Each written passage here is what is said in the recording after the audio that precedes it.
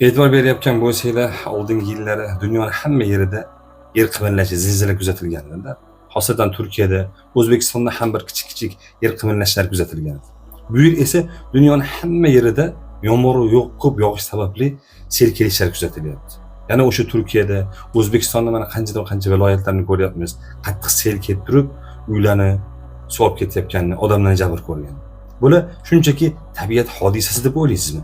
Alloh azza va jalla bu biror bir qavmni o'z-o'zidan birdan bir katta balo yuborib, yo'q qilib yubormagan yer yuzidan. Oldin ularga kichkina balolarni yuborgan, ogohlantirishlarni, eslatmalarni yuborgan.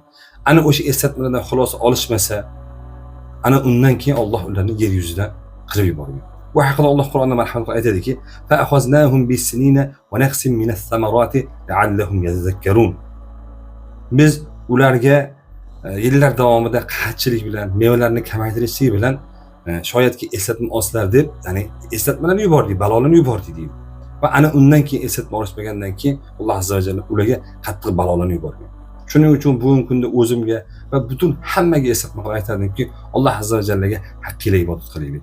Aytishingiz mumkin, biz inshaalloh to'g'ri yuribmiz, bizga bir balo kelmasligi mumkin deb. Yo'q. Alloh azza va jalla Naml surasida ham marhamat qilib aytadiki, ya'ni Solih alayhissalom qavmi haqida shaharda 9 kishi edilar. Ular yer yuzida fasod chiqarishardi, isloh qilishmas edi. Ya'ni 9 kishi, atigi 9 kishi til biriktirib yer yuzida fasod chiqarishdi, bir kishi uni amalga oshirdi. Alloh azza va jalla mana bu 9 kishi tufayli butun shaharni yer yuzidan supurib yubordi-da. Biz ham shuning uchun biz o'zimizni emas, qolganlarni ham isloh qilishlik uchun yaxshilikni ilinib, yomonlikdan qaytarishimiz kerak. Shoyatki Alloh bizlarga rahim qilsa.